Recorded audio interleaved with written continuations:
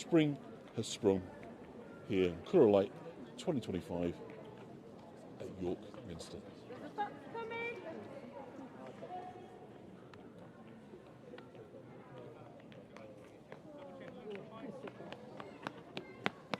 was a box behind you. Look, 6, 5, 4, 3. Do you want to sit with them?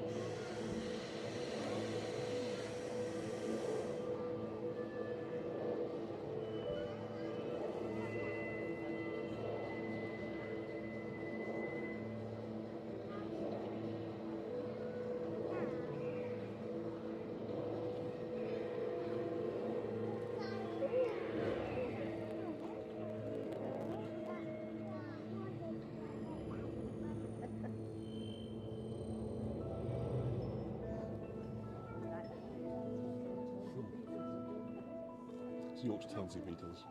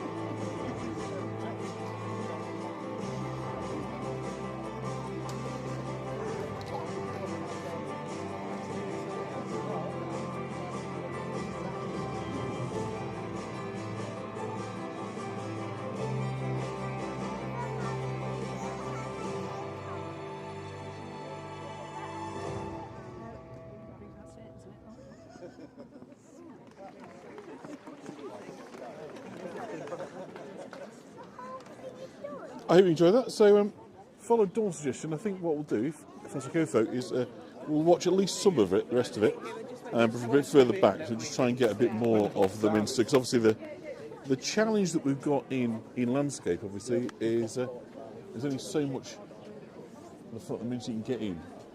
I don't want to come so far back that we're sort of out of the action for the sector. Sorry, I'm just trying to work. I filmed it there. And I got these people on the internet, and they're all going, "I can't see it all." They made it too damn big, didn't they? What were they thinking of? Honestly. Yeah, that Minster's just way too big. I know. Take it down a peg or two. Yeah. So if we come back to about here, I think we will we'll perhaps get some more. So if we're happy to dedicate another 10 minutes of our life to watching the second time, I think we'll do that. So I'll come over here a little bit off centre, and I will look after Mr. Foxy, who should be coming across our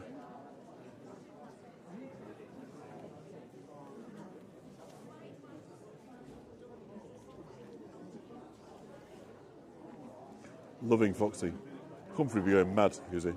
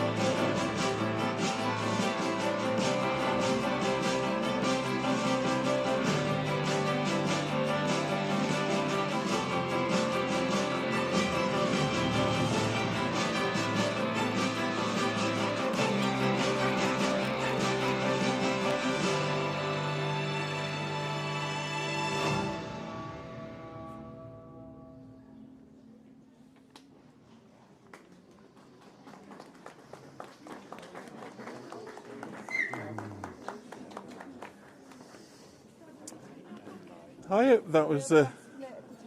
So I think we saw some more, didn't we, on the sort of second time? Particularly the sort of big beast with the snorting nostrils. I definitely think he appeared better a bit further back. So yeah, Tudor rose is red and yellow centre, isn't it? And white roses is white petals, obviously with the other. So look in the window. Have we got any a bit nice, all this kind of hippie earthy sort of stuff? Been here many years. Has a shared earth here in York.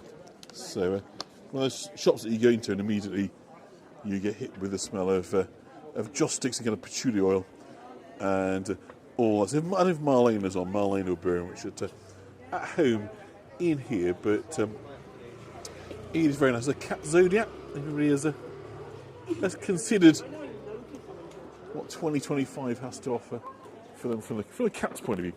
We'll have a look in the cat gallery, maybe in the window. So let's have a little wander and go and see what we see. So yeah, Lancashire Rose is red, and of course the Tudors, emerged from a kind of cadet branch of the Lancastrian cause, so that when they eventually achieved supremacy in the Battle of Bosworth, 1485, that's when, of course, Richard III famously was alleged to have said, a horse, my kingdom for a horse. At least that's what Shakespeare put those words in his mouth. But of course, he was slain on the battlefield and lain undisturbed, of course, in a Leicester car park or below a Leicester car park for a good 500 years before he was kind of discovered recently. So of course, his White Rose faction, the Hog's Head, was in abeyance, and with Lancastrian branch, if you like, assuming leadership, control, the throne, the Red Rose became supreme. But the Tudor family created their own rose, which was of course, a mashup of the two. So you had both a red rose and a white rose. It was to symbolise the marriage of King Henry VII to Elizabeth of York. So it was meant to be a union, in many respects, to end the hostilities between the two branches of the family, all related, by the way, all descendants of Edward III, and of course, already kind of started with the deposition of Richard II, 1399, by the future King Henry IV. So Lancastrians definitely started it, as you might say, and after a kind of topsy-turvy time of it, 30 years of war from the 1450s to the 1480s, they, of course, eventually came to triumph, and we then, as I say, took on the Tudor rose as the resident. So Tudor rose, you should see, is white and red, with yellow petals and little yellow decorative leaves. So here we are. It's just nice to spoil you. Let's say a little bit, really. I've not been out with you on an evening for a while, not since around Christmas, don't think. So for me, it's just fun to find little pockets of quiet, which I know you guys love, to hit the snickelways, which again I know you all the ticks, right, and just kind of take in the evening ambience, really. And as I say, what I've been kind of thinking, or just reflecting on a little bit, is that kind of end of the seasons. So changing up, really. So just looking out, really, I suppose, for signs of life coming back. Now, I saw in the chat earlier, it could have been the bar guest, couldn't it? That's a really good question, Christopher. I think you're probably definitely on something there. But also have a look for some sort of signs of rebirth. So are we seeing representations of plants, of animals, of new life? And so forth, because obviously I think you were talking about it a little bit a few minutes ago. Flowers coming back, natural environments, as you might say, springing back into life.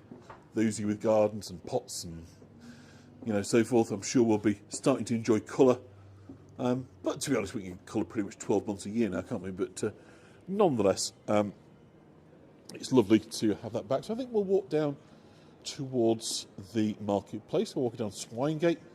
Swine, of course, being, for the Germans, fine, was, of course, we talked at the weekend, weren't we, about the kind of Viking invasion, Roman invasions. Don't forget as well, we've got Anglo-Saxon settlers as well. So they kind of arriving after the Romans have left. So Romans leaving early days of the 5th century, around about 410 ADs. We don't know precisely exactly when. They didn't kind of leave a note to say Tara, but basically they used to mint coins here, the hammer metal coins, in the name of the emperor. And as a result of this, the oldest coin we've found here, or the youngest one rather, dates from sort of 410 AD. So it would suggest that in and around then, the Roman soldiers left. So obviously leaving a stone city like York unoccupied, hardly surprising that other people would find that an attractive proposition. And so, of course, we've got settlers coming across the North Sea from northwest Europe, particularly Germany and kind of Denmark, or what became Germany. Or North Rhine-Westphalia would be the region, wouldn't it? Thuringia and these sort of places. And, of course, they were Germanic, so they brought the culture, food and language. And so swine is the universal name for pigs. And interesting, I think I've probably told you this before, I find it very interesting, that the Germans have a very kind of meat and potatoes kind of approach to language. Most of these are portmanteau, so they add words on to kind of get new words, new meanings. But the basic vocabulary is relatively modest compared to French and particularly English. But what they tend to do is refer to animals and their meat by the same term. So Schwein is both pig and pork. And of course the French were a good deal less enthusiastic about that. They like to have a name for the meat and for the animal. So we start to have chicken and hen, pork and pig, cow and beef, bœuf. Yeah, so you've got vache and bœuf. You know, vache is the cow, bœuf is the meat that comes from it. So that was their kind of their preference in language. So after the normal conquest, when of course we then absorbed French-speaking people into this country as the administrative class, and the laws of the land and so forth were all sort of conducted and put together in Latin, that reflect that. So look at a menu next time you go, and you'll see pretty much wherever you are, no doubt, the influence of the French and their slight queasiness of giving meat the name of the animal that you're actually eating. Time to revisit Catherine. Fantastic. Well, you're always welcome to come and join me on a tour. If you so wish, and Catherine did that once. I think we tried to sneak one of your pictures into the art gallery, didn't we? So I'm sure I don't need to tell you where I am. I'm sure you can work it all out. Laurie, a great picture quality. Excellent. I mean, I don't talk to a lot of guides now because I don't have a lot of time anymore. I'm very busy with other work. But quite why everybody isn't doing 1080 live streaming, I don't know. You'd have to ask them because it is very reliable. And just gives you a better experience. I think, at the end of the day, if we're going to ask people to kind of sit there and watch, then the best quality audio and visual should, for me, be front and centre, should we put it that way. So I've made you wait, as ever, but we're coming towards the end of our hour together. So it would be, I think, cruel, wouldn't it, for me to deprive you further of your spiritual home in York. So here we are, of course, in the Shambles. So let's have a look. Pretty quiet down here. There's one or two folk outside the bars, but compared to how it was, of course, at Christmas, we were probably last down here on a tour, particularly in the dark in the evening. Instead of a sea of people, we can see most of the buildings, which is always a pleasure. The Shambles, of course, just being just eternal, really, isn't it? That seasons come and seasons go, and the Shambles remain. But of course, we mustn't think that happens automatically. Many of you will often come across an old picture of the Shambles on Facebook and kind of sharing, look how it's changed. But actually, look sort of beyond the surface, and you'll see actually it was in very poor state of repair throughout the Victorian period, the early 20th century. So consequently, it's the work and dedication of individuals, organisations, the council, civic trust, and so forth, that have done such fabulous work to bring these buildings back to fabulous. You look at some of these old black and white photos, you see holes in the buildings, walls that now you take for granted are simply not there. So consequently, we've we've got to recognise that it doesn't happen by itself. It takes love, care, organisation, skills, resources, and all those things. I love to see shambles midnight when no one's there. Yeah, it's good. So we're by the ghost merchants, so we'll look in their window, see what we can see. I keep meaning to come and offer them a 360 visual tour, because it'd be fantastic in there. I mean, it's so small, you only need one panorama. But it's the sort of plaintive quality. I don't know if anybody's seen it, but there is an artist whose name's Anthony Gormley, and he sort of specialises, well, his main thing, he does figures. Some are life-size, modelled for himself, cast, really an awful process he goes through to cast them. But he also has these little things he calls field, and it's kind of like an art project, community project, that will go into community, and between them they'll make 30, 40, 50,000 of these little things. And each one's slightly different, very similar to this, like moulded, but they're all the same colour, sort of terracotta coloured. And you poke your fingers into to create the eyes. And then they all get laid out in a room. And you go to an art gallery and they're all looking at you. And it is the most brilliant experience. And if anybody's seen it, Field by Anthony Gormley, and there's another Field and various others, because there's about 6 sets that travel the world. But it's the closest thing you'll probably get to like playing Glastonbury or Madison Square Garden or something, where you stand out there and there's a sea of faces. But of course, they're all tiny and they're all kind of looking up at you. So, you know, if you haven't seen it, Anthony Gormley's Field, if you get the opportunity, I think it's still in Tate Modern, Bankside in London. There was a version, but I think it's just touring at Tate in St Ives in Cornwall, which is also fabulous to have a look at. But have a look, you'll find it's the sort of thing, it's constantly touring. I think there's one in Berlin, if anybody is over sort of that way. So there are many opportunities to see it, and it's great, to be honest. Like, but to a Viking or a Roman soldier, you do, and that was what's nice, I think, about York is well, there's lots of things nice about York, obviously, from my point of view. As a tour guide, it's just a gift that keeps on giving. But the sort of the point, Butcher's Hall, by the way, we've talked about the Street of Butchers before. So this is the hall, the guild hall of the butchers. So some guild halls in York, obviously very, very expansive, very elaborate, very kind of high end to the finishing. Merchant Adventures is a good example, which is about 200 yards away from where we are now. Merchant Taylors around the corner, also very, very high end. We've been in both of those on tour. Some more modest, like the Butcher's Hall, like Trinity Hall, St Anthony's Hall, not quite so grand.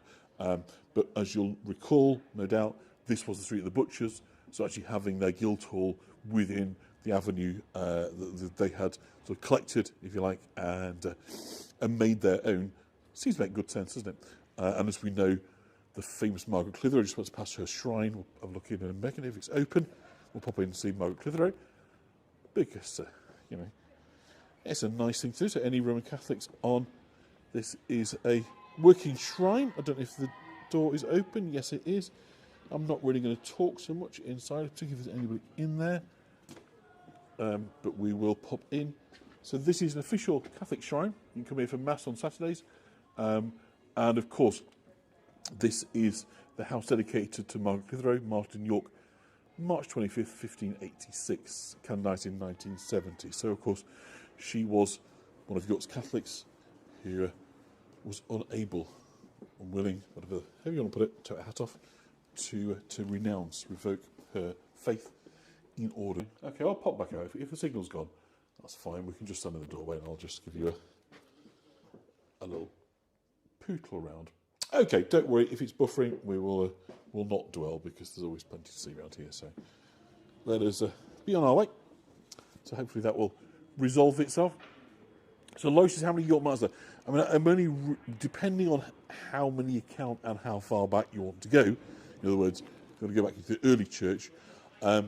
There are other martyrs, but Margaret Clitheroe is very much sort of seen as the kind of the key martyr here. That's right, Christopher, you're absolutely right. Press it. So, horrible, creepy nutcracker. Glad to see the back of those, to be honest. I'm not a Florian Poirot. That's new. Not quite sure what they are. So let's see what they're selling. It looks like French things. What do you call these things? Macaroons, is it? So we've obviously got a bit of a French thing going on here. So yeah, I think they're called are they called macaroons? Those. Somebody's a bit more knowledgeable on pretty things like that can perhaps tell me. So you've got cherry bar there. Got a rum bar. It's cherry bar. Little jars, so little donutty things, and can't see what else we've got. Essentially, it looks like that is the core offer then. Macarons, not macaroons. That's right. Yeah, but I think there's something over here. It looks a little bit different. Something's covered in chocolate, but it all looks really. Thank you, David. Macaron. So, any Harry Potter fans? We are in Harry Potterville. At this part, not sure if Linda's with us from New York, but delicious macarons. For some reason, I don't know. They never sort of appeal to me really. Those ones. Maybe that's my bad, as you might say. Do you know, Leslie? I've always sort of thought about the same. A bit like when I was a kid. Do you remember those little sweets you used to get? Like sweets, they were like biscuits with a little squirt of like hard icing on. You know the ones I mean? They were like quite small, like about 10p, with a biscuit, quite pale coloured, and like a little pink or turquoise or a green or orange little squirt of icing. Somebody told me what they were called, and whether I'm the only one that thought they were a bit rank. Well, I take you round to see Herbert House. We'll have a little potter and have a look at the what do you call it? Merchant Ventures Hall, and we'll have a look at the lights as we're going past, and all the usual nice things as we work our way to the cafe. You still buy them. I take it you're talking about the biscuits, the ice gems. Were they called ice gems? I have an idea they were called ice gems, and you got them in a massive bag, so you want in case you could have them in like 2 or 3. And the biscuit was sort of alright. It was a bit like a rich tea biscuit, but then the bit of icing was rock hard. If we're all talking about the same thing, which I think we are, and they were to me were sort of a snacky sweet to be tolerated. Yeah, ice gems, rather than enjoyed in a meaningful sense. So one thing that's nice all year round, of course, albeit at different times of the night, we get the illumination from All Saints Lantern Tower, which has been lit up pretty much every night in York, probably the Blitz in the war for 800 years. So a lovely bit of continuity for you. So we'll cross over. We're going to walk down now. We're on pavement, so named because it's believed to be the first paved city. We were talking just the other day, Saturday, wasn't it, about the Lloyds Bank poo. The Viking Trench was just sort of down here in front of us where we are. So the Lloyds Bank Viking poo.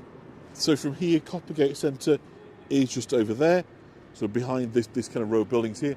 So very, very closely located. So that was one of the exploratory trenches that were dug out for the for what was going to become, of course, the Jorvik Viking dig, which started in 1975. So, of course, that was what really kind of kick-started in earliest York's Viking industry.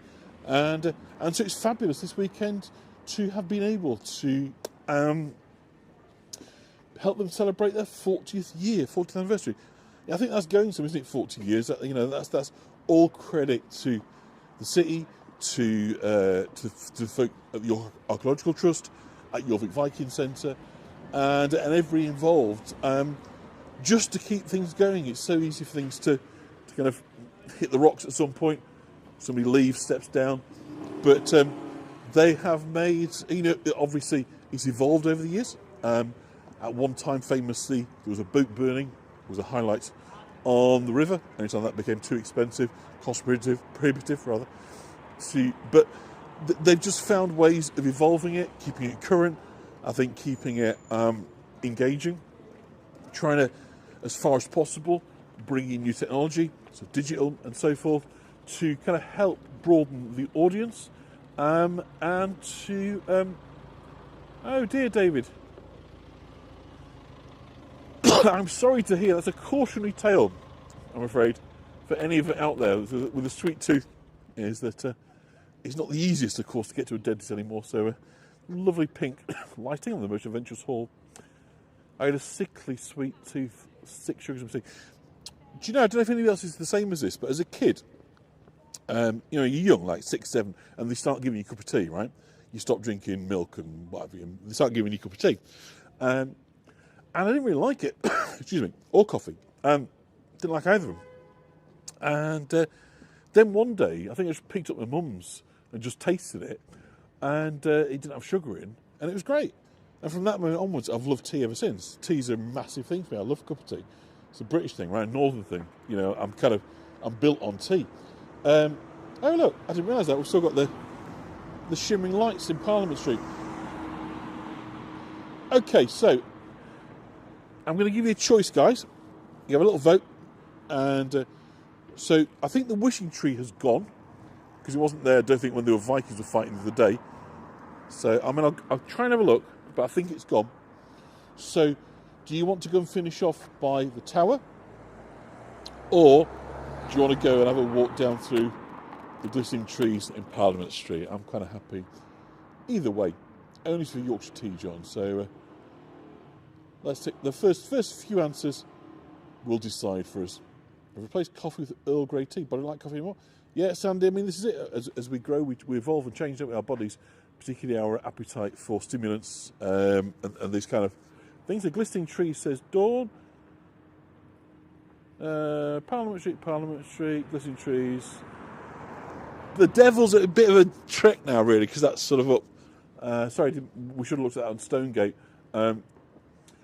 So we'll do Devil next time we're out, I promise. But I'm hearing Parliament Street and the trees, so let's have a wander back at that. So I'll say we're just coming back into view. Then you've got the Lantern Tower. So the Lantern Tower, of course, initially predates lighting. So we were talking earlier about how people lived most of the winter and the evenings in darkness. Well, the Lantern Tower had a very specific purpose in mind. York was a major centre, obviously, for trade and visitation, people coming, but also for pilgrims.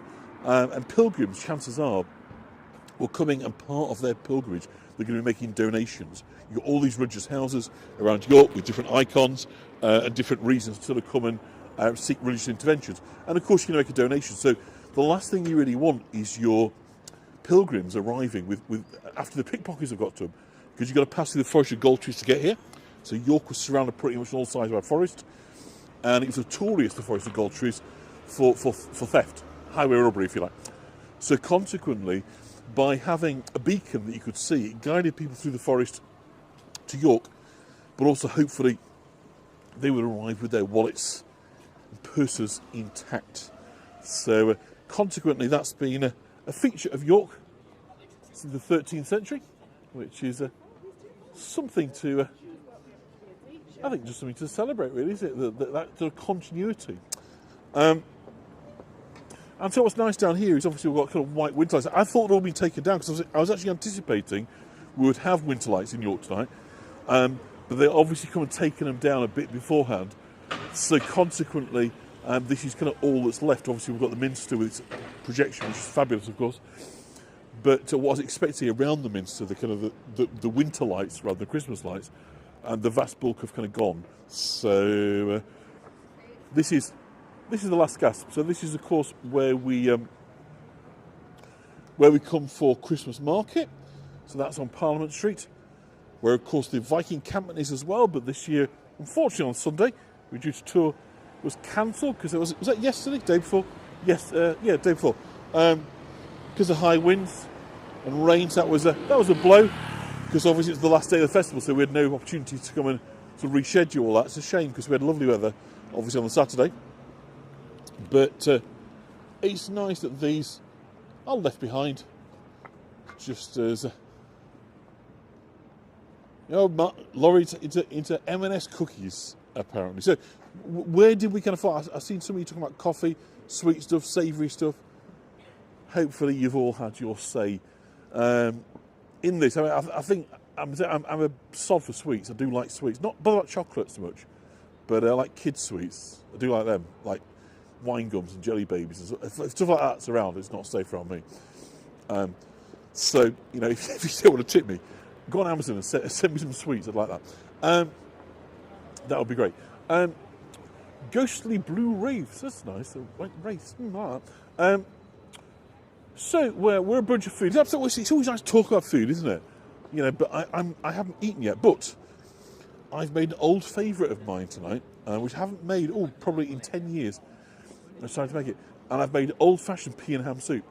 With like soaking the peas first, really chunky bacon, garlic, some mint, some lemon, some celery, some onion, butter, salt and pepper. And you're going to be going home and having that with granary bread. So soup so thick you can send your spoon up in it is definitely my thing. Lemon zest as well in it as well. So if there are any foodies in there, it's one of the great simple pleasures is a pea soup. It is, it's remarkably and hale and hearty, I think is the... Make you thirsty yet? Well, they can be very salty, of course. Use ham stock in them. You've obviously got salt from the peas, salt from the bacon. What you can do, of course, is rinse the peas before they go in the soup, and that definitely helps to take a bit of the edge off that. And I also go half and half, rather than just using all ham stock. I'll use half veg stock and half ham stock, so it's not quite as... sure, let me definitely hide them. They're not going to last. So that would be another way that you can keep the salt. Because obviously I know a number of you, I'm sure, will be having to make every effort to keep your salt levels, sodium levels down in your diet. So it's not perfect for that, but it is it's jolly wonderful. Mum's thick vegetable soup. Yeah, I think, you know, there's something, isn't it, that's very honest and warming about soup, you know. And of course it's one of these meals, isn't it, that just connects us to history. You know, we've always had soup wherever we are. Different countries, different climates, sometimes, you know, cold soups, often hot, generally, of course. But it's as old as the hills. As long as we've got a pot and some, you know, to put in it, we've made soups. So it's probably the most unifying global dish you possibly have. You know, you think about any kind of cuisine, you know, whether it be obviously Western, Asian, Indian, Mexican, Italian, you name it. They're all got soup, you know, right at the kind of centre. So soup's comfort food, says Sandy, and I'm completely with her. I absolutely 100% that's the bracket that I put it in. So I fancy that tonight, as I say, some thick chunks of granary bread. We don't have butter these days, but I do like the kind of spreadable butters. The little knockoff version of Lurpak is very nice. And chicken soup for packed lunch. So I see Catherine knows. You know, if you're going to work a day, I've always thought, you know, if I had a sort of a cafe, I'd just sell soup. I think it'd be really cool. And like just different soups every day. And make sure you know, because the great thing about soup, of course, as well, is it doesn't matter what the stuff looks like beforehand. It goes in a soup, and suddenly, you know, you've got something very, very appetising, haven't you, and rich. So it's a wonderful opportunity to use up stuff that's lurking in the depths of your cupboards, the back of the fridge, and chuck it all in there, and before you know it, you've got something quite fabulous. Wait, what's up? What's all this about? I'm live streaming. So you're on, yeah. So let's have a look at the lights as we kind of wander down. And not familiar with Pontefract. Well, Pontefract cakes are a form of licorice that are like in discs, like a round sweet, and they are specifically made in the Wakefields area. Licorice and rhubarb, of course, from that kind of part of the world. Forced rhubarb, the famous rhubarb triangle. Is it Wakefield, Featherstone, and Castleford or something? I forget the exact kind of place of it, but it is a place that is associated incredibly strongly with licorice and with rhubarb. We've got forced rhubarb, which is growing rhubarb without access to natural light. So it develops a different texture, a different taste, and that natural astringency, is that the word? I think is lessened in favour of sugar compounds coming through. So that's how it's different. So anyway, we are past the hour. I think that I've given you as much value as I'm able to give in any one tour. My back's starting to take a little bit from holding the gimbal. Thankfully, hopefully the sound has been good tonight, and you have had a nice experience leaving New York, and of course the highlight being the light show up at the Minster. So really enjoyed that. So thank you ever so much, everybody. I'm going to just spin us around for a second. And no, I don't think it's rhubarb in licorice. I think they're just sort of grown near to each other, or you know, Google it, you know, rather than me guessing an answer. I don't think that that's really going to help any of us, is it? So, but it's definitely on. So thank you, Sandy, Tish, Lynn, Laurie, Leslie, Mitzi, everybody else who has been on this evening. Always a pleasure to take you around York. As long as you've got an appetite for it, I'll keep doing it. You haven't told me you're bored of York yet, so I'm going to keep going, and I'll see you and speak to you very, very soon. We'll give Humphrey a big hug. Thank you. Hi, Terry. Thank you, David. Hope the tooth gets sorted. Hi, Martin, and Dawn. And I look forward to seeing you all very, very soon. So from York, good night.